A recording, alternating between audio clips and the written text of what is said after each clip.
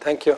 It is ironic that this fell on the ground because this was sent to me by a friend of mine, and he said, whoever said what goes up must come down. It wasn't talking about me. My name is fuel. My name is energy costs. So it's ironic that everything in the government's eyes goes up. Why? Because it's inflation. Why does the government love inflation? It's more revenue. How much extra revenue have the government brought in with the inflation on fuel? I do believe, Minister, and we're talking about energy costs, that 4 100-ton generators arrived into the ports, and one of them has been fitted at the moment in Shannon Bridge, and I believe there's 3 more going to be fitted in Shannon Bridge shortly. 4 100-ton fossil fuel generators are coming in to Shannon Bridge. Was that not running by itself before you decommissioned it? So how much has this cost the state to decommission Shannon Bridge, and how much is it costing to bring in 4 100-ton fossil fuel generators to generate power? We've always heard put the cart before the horse. Well, you seem to be doing it a lot lately, because everything you seem to do, the cart is in front of the horse, and now you're trying to make up ground. You talk about the windfall tax. And myself and Rural Independents have been talking to you about the windfall tax for the last 12 months, 2 years. But it's ironic again, it's tax. I wonder where will it be, where will the windfall tax be brought back into? Because you put back up the custom excise duty on fuel. You're back up now to 50 cents in every euro on petrol, and you're at 46 cents in every litre of diesel. So it's very easily say where we're going to get these windfall taxes, because every person that's working, that's not working, that's anyone that's trying to help the person that's working to let them go to work, you're taxing them. We spoke last night on mortgages, and over 20% of every person's mortgage in this country comes back to the government in tax. On the building cost, 13.5%, on the fitting out cost, 23%, on PAYE, PRSI, comes back to the government on tax. These are the people that are building their own houses and not depending on the state for anything. What do? We say you have to borrow for the next 25 years, and we're going to tell you borrow an extra 20% for taxes on a 250,000 mortgage is 320,000 euros. Tax that you're taking off them, because anyone that qualifies for it, for a couple, have to pay between 12 and 13,000 euros PRSI and PF contributions for their employment to qualify for the mortgage.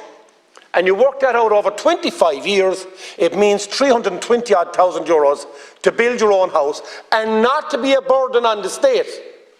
Plus, you've also borrowed in your mortgage, and it's 20% of your mortgage goes back to the government in tax. Now, these are people that are working.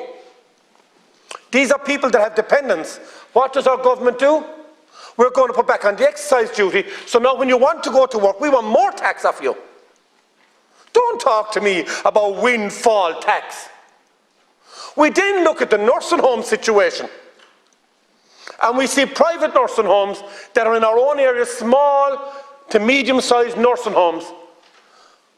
And if you look at the same costings that it is costing to run a HSC nursing home versus a private nursing home, the figures that they're getting are 20 and 30% more than a private nursing home is getting. But it's okay, that's taxpayers' money that is being paid for the extra to run those nursing homes above the private nursing homes. So what happens?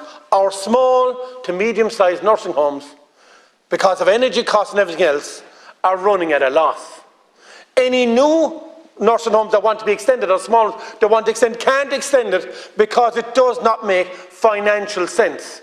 So that means they're going to have these huge, big nursing homes that are going to institutionalize people when they get older, and they won't have the homely type nursing homes, the 25 to 50 bed nursing homes, where we can actually visit our family locally in our areas and visit them when we can, and make sure that we don't have to travel so far to do it.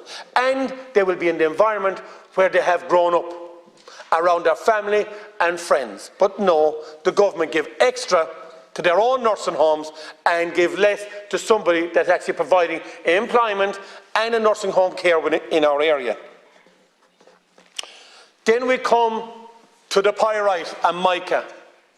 We discussed this in this house, and the government have come up with what they're going to do for people that are stuck with pyrite and mica, but they would not allow the foundations be evaluated. You cannot build a new house on old foundations, because the foundation of this very chamber is what we're supposed to build on. But no, he's saying we have to go back to the older foundations, and again you go back to the person that wants to build their own home, paid tax all their lives on everything, from their food to the clothes on their backs to their shoes, everything, never been a dependent on the state, and the government do not look after them. But no, what did they do? They brought in another charge on concrete products. That means every person now that wants to provide a roof over their heads for their family without being a dependent on the state, we now go to charge them more tax on a product, and they're delivering it themselves. Minister, you will be okay, I will be okay, and everyone in this room will be okay. But I worry deeply for my children and everyone else's children. I worry for the grandchildren to come, and what your government, Fianna Fáil, Fine Gael and the Greens have done.